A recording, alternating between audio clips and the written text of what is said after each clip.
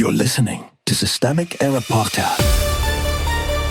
The failure was designed. Trump niece says president facing perfect storm of rapid decline, based on an article by Thomas Keeker.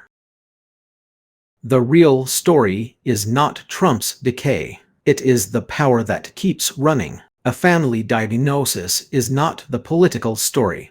The source leans hard on Mary L. Trump's assessment of her uncle's mental and physical decline, untreated psychiatric disorders, visible fatigue, swollen ankles, bruised hands, difficulty standing, and the inability to stay awake unless he is the center of attention. That may be worth noting, but it is not the core political fact.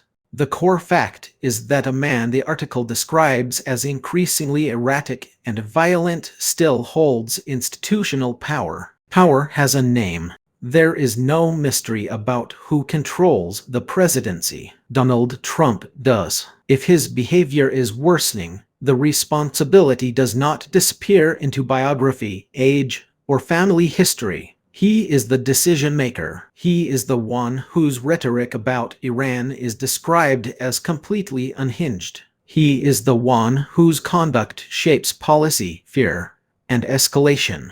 The system does not get to pretend this is just a sad medical story when the office remains operational and the damage remains political. The framing is a dodge.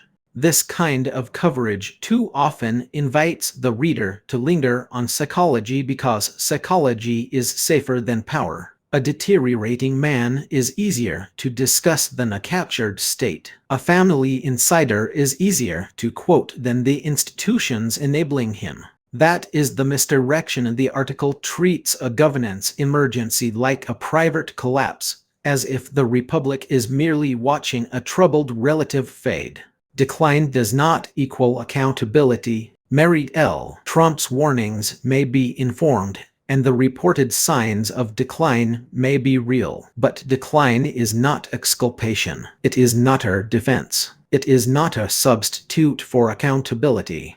If anything, it heightens the danger a president described as belligerent, violent, and increasingly unable to stay on topic is still being asked to wield state power. The scandal is not just that he is deteriorating. The scandal is that the apparatus around him keeps normalizing it. The pattern beneath the person. This is a familiar authoritarian pattern. Personal decay gets laundered into political inevitability. Serious harm gets repackaged as erratic temperament. The press and political class are invited to gape at the spectacle instead of naming the structure. A movement that concentrates power in one unstable man, then relies on everyone else to treat the fallout as merely unfortunate. That is not misunderstanding. It is institutional cowardice. What this reveals, the larger lesson, is not about one family's dysfunction. It is about a political order that keeps mistaking visible collapse for harmless theater while the office, the state, and the consequences remain very real. When power is left in the hands of a man described in this way, the question is never whether the diagnosis is interesting.